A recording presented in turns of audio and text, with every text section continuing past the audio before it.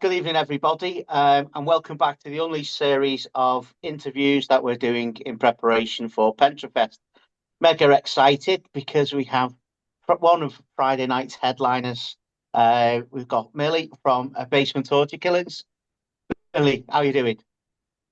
Hi, I'm good, thank you. Yeah, this has been a bit of a surprise for me. So, as you know, I'm in my pajamas, ready for bed. But yeah, happy to be talking to you. No worries. It's been a while since we've seen you, and obviously it's been a while since you've been up and played for us. And you played shows for me a long time ago when we did the Mosh Against Cancers and things like that. So it's always good to have you back up here. Have you got any good memories about playing them shows for us? Do you know what? It's been such a long time since we did those shows. Yeah, um, and you know what? There's been so much since then. But actually, one thing is that I'm pretty sure at Mosh Against Cancer, I was in desperate need of some scissors, and I managed to borrow a really good pair off this guy.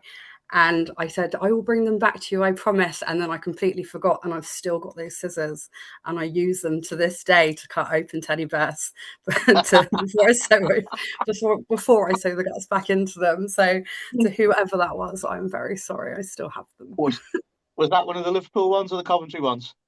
Coventry. It was in Coventry. Coventry. All Yeah. right, so it's the Archers venue then. Yeah. Well, let's take you back to a few years. Can you tell us? Obviously, the band were going a little bit before you joined. Can you tell us a little bit about how you ended up joining? Yeah, so I think I'd seen BTK live a few times. I think the first I very specifically remember the first time I saw them, which was in Bristol, and I want to say it was in 2010 or 2011 maybe. And I was absolutely blown away by Bertrand's stage presence. I thought he was absolutely fantastic, with his twitching and stuff on stage. And I think me and Paul kind of bumped into each other over the years, playing in bands. So he was, had BTK at the time. I was in a band called Craniation. And I think so. There was a point where Bertrand left, and so did the drummer. And then they got someone else in to do vocals, and that didn't work out quite so well. So then I specifically remember getting a message from him quite late in the evening whilst I was at work. And he asked me if I'd like to come and try out. And I thought, oh God, well, I better take him up on that offer. So I did. And I turned up for what I thought would just be a tryout. um, Went all the way up to London, went and did this rehearsal. And so we did the rehearsal. And at the end, he was like, so we've got this gig in about a month. Do you want to play it? And I was like, okay. So we did the gig. It went well. That was, I think it was at the Art Man Bolton. And he said, it's going to be a small gig. No one's going to be there. Don't worry about it. Because I was really nervous because I didn't know the material very well. And I didn't know what I was going to do about a character. And so we got up there. And to be fair, the gig was like, it wasn't completely empty, but it wasn't rammed. And then we headlined and we went backstage, got changed, came out, and it was absolutely full to the brim. So needless to say, I absolutely shot myself. But it went really well, and it went well enough that they kept me. So it's kind of history since then. And that was the Alma in Bolton, was it? Yes, that's it. Yeah, Yeah, that's the yeah. We one. know the venue well. Our good friends, the Bennetts, put on shows there as well. So, while we're here, we'll give them a shout out. So you touched on then about your character. So obviously, the band are very character driven. How did yours come about? Okay, well, so I think quite a lot of the character, or like the kind of design of the look, kind of came from me. And I think initially, now I have the white dress covered in blood, which is kind of I suppose it's kind of inspired by Carrie, you know, when she's in the white Mhm. dress with all the blood all over her. Originally, I was in this brown dress with like an apron pinny that had blood on it, a white apron. And so we kind of came up with this backstory that Beryl was a little girl who, or is a little girl, who Bertrand, so when Bertrand was on one of his killing sprees, went and killed her parents, but she was heavily abused by her parents. So as he's killing them, she joins in, and he takes her in as his protege. And the characters kind of developed from there, because initially there wasn't all this kind of blood and guts that you see. That kind of came a bit later, I think, maybe a couple of years down the line, when I started developing a little bit more. I started having a bit more fun with it and making it a bit more my own. So yeah, it's just kind of snowballed from there, really. And do you think there's more development to go, or are I you think happy I where think you're so. at now? I think so, and I think yeah, still thinking about other things that we can where we can go with it. But yeah, I won't say too much about that because I don't want to spoil it. So then, obviously, once you join and you're fully integrated as the band, you started then recording, and we got something about Beryl.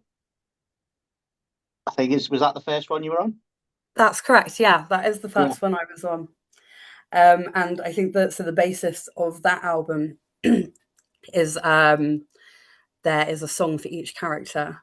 So there's a song for Beryl, there's a song for Tarquin, there's a song for Kraus, who was our bass player at the time, and the faceless killer. So everyone has like a little song that has it's just is everyone's little backstory. Um, so yeah, I'm actually working on ensuring that the lyrics go up online at some point because I've noticed that they're not available, and I think um, Yeah. it'd be quite good for people to be able to read them, because otherwise the only way you can see them is if you've actually got a physical copy of these albums, and a lot of them are not in print anymore, so they're all All right. gone. Yeah. Oh, well, they've missed the boat. Then it's their own fault. So, It's true, it's true. But it's not to say that they won't be reprinted at some point, but at the moment, they're yeah, whoever um, has bought them has them. I mean, I'm a bit of a merch whore, as you might have heard. So maybe instead of doing something like that, maybe T-shirts with like the story on the back. Maybe just a thought. Yeah, there could be something around that. I think there was also I suppose this is a slight digression, but there was also a plan to have a bit of artwork for each character as well. So the most recent EP had me killing, which is actually Paul, if you look at it closely, on the front cover. But the plan was to have a little bit of artwork for each serial killer. So you still got, as a band, you still got a lot of developing to go, and a lot of places where you can go, isn't there? Yes, yeah. So currently we are writing a new album. I'm not sure how much I'm allowed to say about the content of that album and what it's going to entail. But yeah, we're taking it in a little bit of a new direction, which I'm quite excited about. And yeah, I've been quite excitedly writing lyrics in the last couple of months. So yeah, I'm really excited for that to be recorded and shared with everybody. Are we going to get a sneak preview at Pentrefest? Um, I'm not sure. I don't think any of it's going to be ready for Pentrefest, I'm afraid. And we are also going to have our good friend Diogo filling in for us on drums. At the moment, Ewan's taking a little bit of time out, so we've had some stand-in drummers. So we've got Diogo from Holocausto Cannibal. They're some of our besties when it comes to touring. So he's got he's doing us the honour of playing drums at Pentrefest, which we're quite excited about as well. Oh, fantastic! So has he played with you before?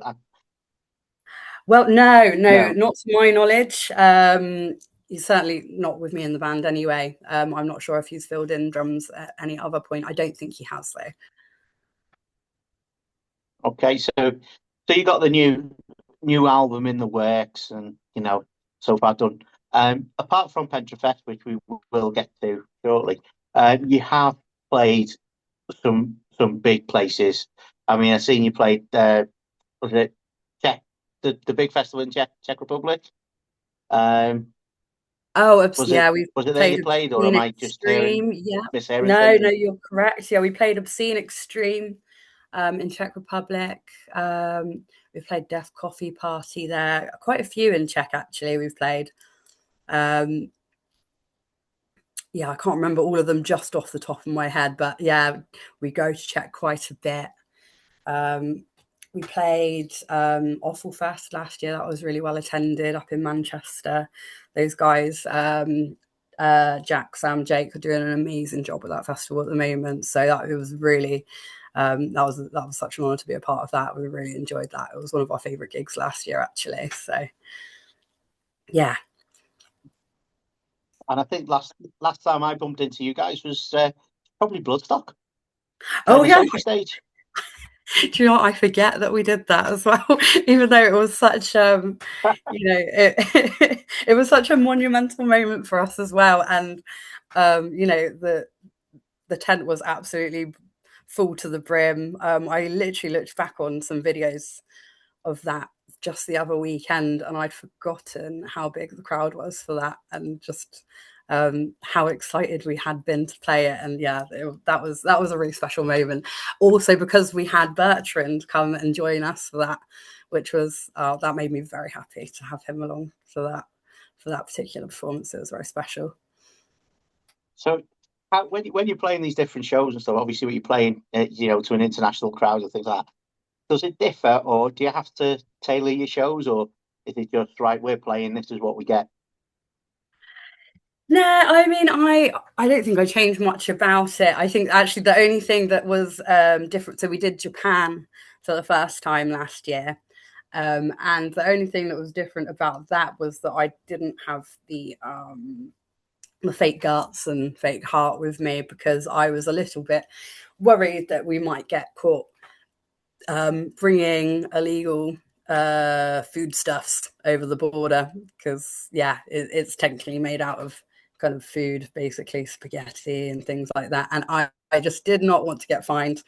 So I just made the decision just to bring the bears with me instead. So I think that's probably the main difference that we've had in recent years in relation to the performance. But I mean, the teddy bear still died, so it's fine.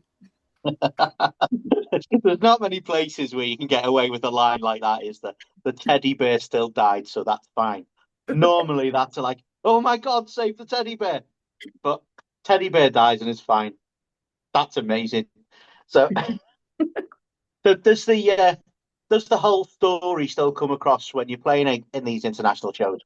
Um, I hope so. I mean, I don't think that the Japanese understood much English. I'll be honest with you. So, but I mean, I think they certainly appreciate the art of it and the visuals. We weren't entirely sure actually because I think at least when we played in Japan, they were a little bit more reserved than what we're used to. I think, and I suppose we weren't 100% sure if we'd won them over, but actually we sold loads of merch and stuff, so I think we did a good job.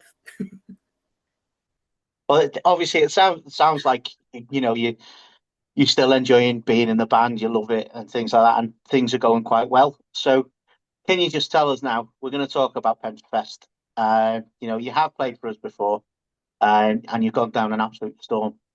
What can we expect from this one? Oh, so I think we definitely have a slightly new, a different lineup to what we had last time we played. We've got a new bass player who's absolutely killing it. That's Cliff. And we will have Diogo, who's an absolutely amazing drummer. And I think we're going to just hit it as hard as we can. There is going to be new songs from our new EP, Gallery of Monsters. We're really proud of that release. We think it's one of the best things that we've done so far. So we're really, really excited to be playing those songs for you guys the first time. Well, listen, it's been an absolute pleasure talking to you. We're not going to keep you much longer. Thank you very much for your time, and we can't wait till February. Brilliant. Thank you. I will see you soon. Hi, this is Beryl from Basement Torture Killings. We're playing Pentrefest on the 27th of February. This next video is for The Picarist, which is off our new EP, The Gallery of Monsters, Part 1.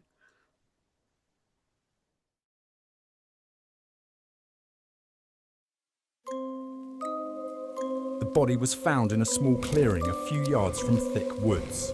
The victim had been badly mutilated with numerous stab wounds and lacerations, including to the face and genitals. Multiple organs were also removed, and whilst police say there was no sign of sexual assault, it is clear that the motive for the killing was sexual.